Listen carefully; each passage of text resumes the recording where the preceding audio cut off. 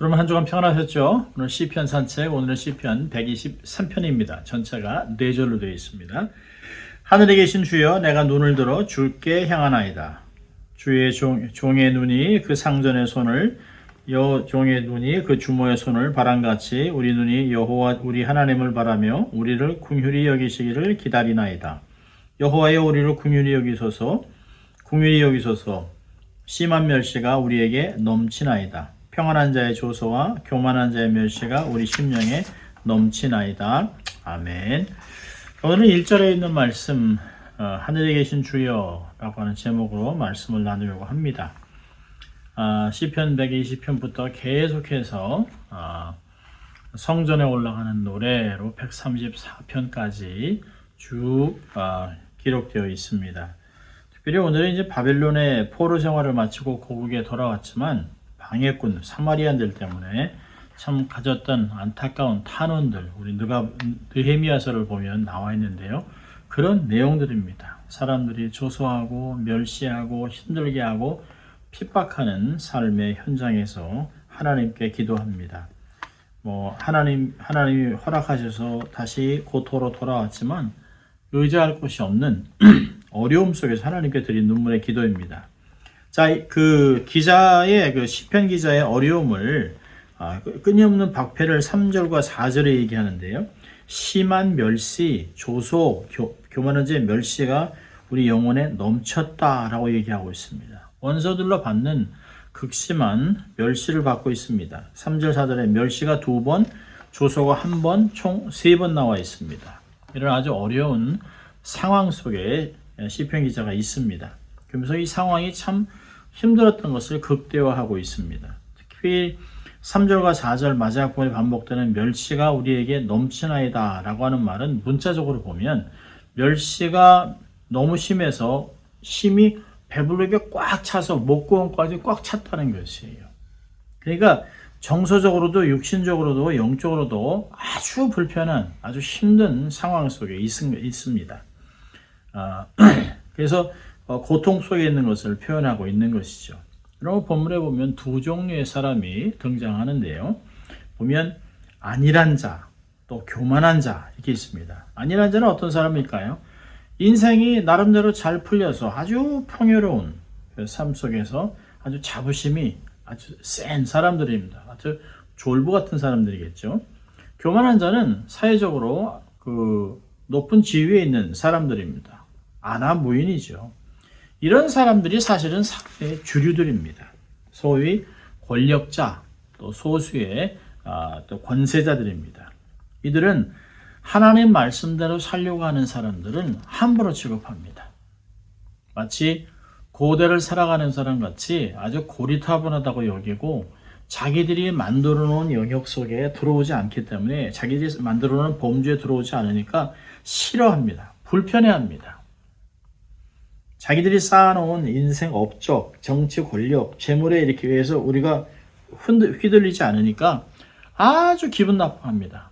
자기들이 말하는 대로 또 얘기하는 대로 듣지 않으니까 야, 니들이 무슨 쥐뿔도 없는 것들이 세상에서 아무것도 아닌 것들이 이렇게 우리가 하자는 대로 안 하고 그렇게 다르게 살려고 하냐. 남들과 똑같이 살아라 라고 얘기를 합니다. 우리 같이 살아도 아무 문제 없지 않냐. 봐라. 우리는 하나님 안 믿고 거부하고 살아도 돈도 많고 건강하고 세상의 권세를 다 쥐고 있다라고 이렇게 조롱합니다. 뭐하러 이렇게 이런 현대를 살아가면서 고리타분하게 하나님을 믿냐라고 이야기합니다. 아주 기분 나빠해요. 그래서 조소하고 멸시합니다. 내가 하나님 믿는데 주목을 믿겠다라고 이야기를 합니다. 사실 우리 눈에 보이는 세상은 이런 사람들에 의해서 작동됩니다. 그래서 이들이 자기들이 원하는 대로 하는 것을 안 하면 사실 크고 작은 어려움을 당면하게 됩니다. 그러니까 사람들이 그게 싫으니까 그냥 같이 편승하고 또 이렇게 협력하기도 하고 또 이렇게 그냥 그들이 원하는 대로 살아주기도 합니다. 자부심이 큰 사람과 고위직 인사들은 어깨에 힘을 주고 이런 것이 계속해서 악순환됩니다. 끊임없는 박해 속의 삶을 살아갑니다. 함부로 취급하고 어려움을 당하고 마치 세상의 찌개 같은 삶을 살아갑니다. 그러고 보면 땅에는 소망이 없어요. 아무리 돌아봐도 하나님을 함부로 취급하고 동성연애, LGBTQ, 불법이 만연합니다. 하나님이 어디 있냐고 얘기를 합니다. 그래서 시편 기자는 하늘에 계신 주여라고 의미심장한 말을 하는 것입니다. 땅에서는 어디서나 고통을 당합니다. 역경을 당하기 때문에 오직 하늘에서만 오는 은혜를 기다립니다. 주의 손만 보고 있는 것이에요. 하나님의 긍휼만이 살 길입니다. 여기 보면 오늘 이렇게 얘기합니다. 여호와여 우리를 긍휼히 여기시고 긍휼히 여기소서라고 3절에 반복합니다. 은혜를 베푸시고 자비를 베푸시고 라고 얘기하고 있습니다. 히브리어 문장으로 읽으면 한네누 아도나이 한네누 이렇게 얘기합니다. Have mercy on us. Have mercy on us라고 얘기를 합니다. 하나님 우리에게 긍휼과 자비를 베풀어 주소서. 하나님 긍휼과 자비를 베풀어 달라고 반복해서 구원하고 있습니다. 여러분 우리는 매일 하나님의 긍휼과 자비로 삶을 살아갑니다. 하나님의 자비와 긍휼이 있기 때문에 매일을 살아가는 것이에요. 그래서 그 하나님의 자비와 긍휼 때문에 현실에서 겪고 있는 어려움을 능히 극복하고 넘어갈 수 있습니다.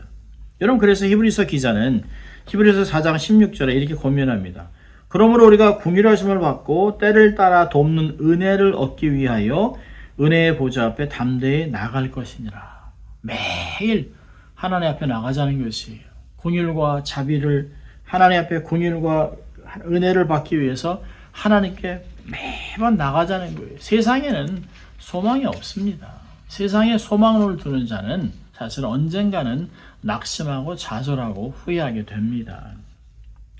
자, 이런 그 어려움 속에서 시편 기자는 눈을 하나님께 고정했습니다. 1절에 하늘에 계신 주여 내가 눈을 들어 주께 향하나이다. 하늘에 계시는 주라고 하는 것은 하나님의 왕권, 그에 따른 신적 능력을 표현하는 것입니다. 오늘 세상 어떤 사람도 어떤 권력자도 하늘에 있지 않죠.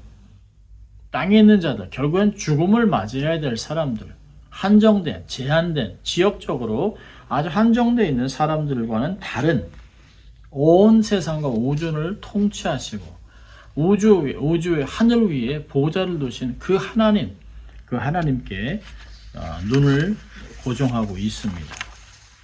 여러분 히브리서 12장 2절에서도 믿음의 주여 또 온전케 하시는 예수를 바라보자. 저는 그 앞에 있는 즐거움을 위하여 십자가를 참으사 부끄러움을 개의치 아니하시더니 하나님 보좌의 우편에 앉으셨느니라 라고 얘기하고 있습니다. 골로새서 바울도 골로새 3장 1절과 2절을 보면 그러므로 너희가 그리스도와 함께 다시 살리심을 받았으면 위의 것을 찾으라. 거기는 그리스도께서 하나님 우편에 앉아 계시느니라. 위의 것을 생각하고 땅의 것을 생각하지 말라라고 얘기하고 있습니다. 위의 것을 생각하라. 위에 계시는 믿음의 주 온전케 하시는 예수 그리스도를 바라보자라고 하나님의 사람들은 권면하고 있습니다. 왜요? 모든 것이 하나님의 손에 달려있기 때문입니다. 하나님은 사람을 살리기도 하고 죽이기도 하고 높이기도 하고 낮추기도 하고 여호와는 가난하게도 하고 부하게도 하는 그런 분이라고 사무엘상 2장 6절 7절을 얘기하고 있습니다. 음부에 내리기도 하고 음부에서 다시 세우기도 하는 부활도 시키는 그런 하나님이기 때문에 우리는 하나님을 바라보는 것이에요. 2절을 보면 오늘 상전의 손을 바라보는 종들의 눈같이 여호와의 손을 바라보는 여종의 눈같이 우리의 눈이 여호와 우리 하나님을 바라보며 우리에게 은혜 베풀어 주시기를 기다리나이다. 한국말에는 없습니다만은 맨 앞절에 2절에 보라, 주목이라고 하는 힘내라고 하는 감탄사가 있습니다. 모든 사람들에게 자기에게 집중해 달라고 얘기합니다. 자기가 어떠한 모습으로 어떠한 자세로 하나님 앞에 서 있는지를 이야기하고 있습니다. 여기 보니까 상전의 손을 바라보는 종같이 여주인의 손을 바라보는 여종의 눈같이 고대 사회에는 하인 또 종이라는 계급이 있었습니다. 종들은 늘 주인이 뭐라고 할지 주인의 손끝을 바라보면서 가라 하면 가고 서라 하면 서고 이것을 하라 하면 이것을 하고 멈추라 하면 멈추고 언제까지 해라 라고 하면 그것을 순종하게 되어 있습니다. 한눈을 팔 수가 없어요. 시인은 그런 절박한 심정으로 하나님을 바라보고 있습니다. 절박하고 간절한 심정으로 기다리는 사람이에요. 여기 보니까 우리에게 은혜 베풀어 주기를 기다립니다 라고 얘기했습니다만은 원문을 지역하면 우리에게 은혜 베풀어 주실 때까지 허튼 행동을 하지 않고 기다리겠다. 간절한 심정으로 우리는 기다립니다. 하나님 말씀하시옵소서, 하나님 사인을 주시옵소서라고 하는 자세로 기다리고 있다는 것이에요. 하나님이 은혜 줄 때까지 자신의 시선을 다른 데로 움직이지 않을 것을 말하고 있습니다. 여러분, 종의 자세는 순종하는 것이에요. 기다리는 것이에요. 주인이 원하는 대로 주인이 모든 것을 책임지기 때문에 주님의 말씀에 순종하면 되는 것이에요. 주의 말씀에 토를 달아서는 안 됩니다. 제 생각에는 주인님 이렇게 해서는 주인이 기뻐하지 않습니다. 나의 경험, 나의 지식은 그리 중요하지 않습니다. 사실은 자꾸 하나님 말씀에 토를 다는 건 내가 더 잘할 수 있다라고 하는 교만이 숨어 있는 것입니다. 누가 하나님을 가리키겠습니까? 누가 변론할 수 있겠습니까? 누가 하나님보다 뛰어날 수 있습니까? 하나님 말씀하시면 모든 식 계획하고 결과까지 다 들어있는 것입니다. 결과는 하나님이 책임집니다. 우리는 순종만 하면 됩니다. 주인의 말이 절대적이죠. 명령만 하시면 우리는 순종하겠습니다. 주의 뜻을 맡기는 것이에요. 여러분, 종은 믿음을 지켜야 합니다. 주님이 주관하신다. 절대 주권하신 하나님이 주도하시고 있다라고 하는 믿음을 가져야 됩니다. 자, 두 번째로는 입술을 지키세요. 할 수 있다. 부정적인 말을 하지 마세요. 믿음이 없는 말, 안 된다, 할 수 없다, 이건 안 돼 라고 하는 말을 하지 마십시오. 세 번째는 인위적인 방법을 배제해야 됩니다. 세속적인 방법. 여러분, 절대로 삶에 하가를 끌어들이면 안 됩니다. 하가를 끌어들여서 이스마엘을 얻어서는 안 되는 것이에요. 네 번째로는 인내해야 됩니다. 농부의 인내를 배우고 때가 될 때까지 기다려야 합니다. 히브리서 10장 36절에 너에게 인내가 필요함은 너희가 하나님의 뜻을 행한 후에 약속을 받기 위함이니라. 약속을 위하여 인내해야 됩니다. 여러분, 그냥 인내하는 것이 아니에요. 하나님의 뜻을 행하면서 기다리는 것입니다. 그래야 하나님의 약속을 받을 수 있습니다. 자, 오늘 이 말씀을 통해서 몇 가지 우리 삶에 적용을 해보면, 첫째로는 하나님의 주권을 인정하라는 것이에요. 고난도 주께로 말미암고 고난을 견딜 힘도 주님이 주시고 고난이 유익도 되게 하시고 고난을 마치게 하실 것을 확신하십시오. 그래야 인내할 수 있습니다. 여러분, 로마서 8장 23절 우리가 잘 아는 말씀 아십니까? 하나님이 하나님을 사랑하는 자, 곧 그 뜻대로 부르심을 자들에게는 모든 것이 합력하여 선을 이룬다. 하나님의 뜻을 이룬다. 확신하는 것이에요.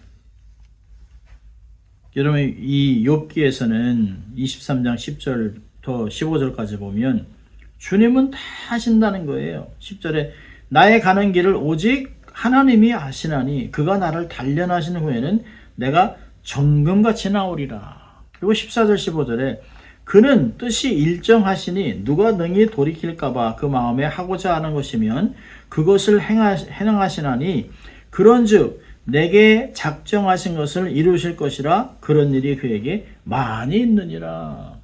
우리가 보기에 특별해 보고 이게 왜 나만, 왜 나에게만 이런 어려움이 있을까? 그렇지 않아요. 이런 일은 많습니다. 하나님은 각 사람에게 믿음의 분량대로 고난을 주세요. 감당할 수 있는 만큼 주시는 것이에요.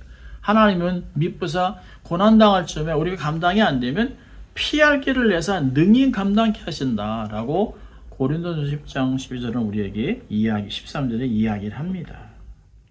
여러분, 주님이 고난을 견디게 하면서 우리를 강건하게 하고 마치 제철소에서 뜨겁게 만들어서 쇠를 맞으면서 아주 강한 철로 만드는 것 같이 하나님이 그렇게 만드세요. 그러면서 사실 주님은 우리의 고난 속에서 우리에게 이렇게 질문합니다. 내가 나를 믿느냐? 이런 상황 속에서도 내가 너를 건지고 내가 너를 훈련하고 내가 너를 강하게 하고 결국엔 너를 통해 큰 일을 이룰 것을 내가 믿느냐? 라고 질문할 때 우리는 네 라고 대답해야 합니다. 여러분, 주님은 한 번도 우리를 떠난 적이 없어요. 나를 향한 계획을 철저하게 이루시고 계십니다. 하나님이 야 너는 안 되겠다 관둬라 라고 철회하지 않습니다. 후회하지 않습니다. 나를 부르신 것을 후회하지 않습니다. 나를 자녀 삼은 것을 후회하지 않습니다. 오히려 기뻐하세요. 나를 통해 결국은 계획하신 모든 일을 이루시고 영광을 거두시길 원합니다. 여러분, 아직도 우리가 이 땅에 살아있는 이유가 뭘까요? 내가 잘나서? 아니요.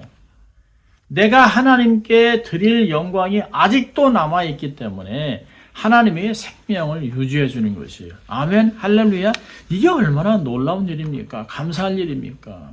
하나님이 그래, 네가 이 땅에서 아직도 나를 위해 할 일이 많구나. 계속해라. 내가 계속 영광 받기 원한다. 계속해라. 계속 달려라. 라고 우리에게 격려하고 있는 것이에요. 하나님을 확실하게 믿는다면 하나님께 삶을 맡기라고 하는 것이에요. 하나님의 주권을 인정하십시오. 자, 두 번째로는 세상 방법인 인위적인 방법을 버리라는 것이에요. 여러분, 전도서 7장 29절에 재밌는 말씀이 있죠. 나의 깨닫는 것이 이것이라 곧 하나님이 사람을 정직하게 지으셨으나 사람은 많은 꾀를 낸 것이라. 세상 말로 하면 잔머리로 굴리는 것이에요. 하나님이 다 아시는데 그냥 작은 머리로 그냥 눈 가리고 아웅식으로 하는 것이에요. 어린아이들 보세요. 애기들이요. 눈 가리고 안 보인다고 얘기를 합니다. 손을 가리고 하늘에 태양이 없다라고 얘기하는 건 똑같은 것이에요. 아주 잔머리를 굴리죠. 여러분, 중요한 것은 마음을 하늘에 고정하는 것이에요. 세상 방법을 찾으려 하지 마세요. 어려움은 사람을 찾아다니는 것이 아니에요. 사람은 도움도 안 돼요. 책임도 못 져요. 여러분, 특별히 기도하지 않는 사람, 하나님께 헌신하지 않은 사람과는 하나님의 일이나 교회 일에 대해서는 대화하지 마세요. 오히려 이 이야기가 세상으로 확 번지면서 오히려 어려움과 수치를 당할 수 있습니다. 하나님 모르는 사람들하고는 삶을 나누지 마세요. 어려움이 있으면 하나님께 가세요. 옛날엔 평상시에는 간도 빼어줄 것 같이 이럴 것 같고 저럴 것 같죠? 안 그래요. 어려움이 닥치잖아요. 자기의 조금이라도 손해 올 것 같잖아요. 그냥 가차없이 버립니다. 헌신짝 버리듯이 버립니다. 세상은 그래요. 사람들은 환란이 오면 추풍낙엽같이 날아가 버려요. 그게 세상입니다.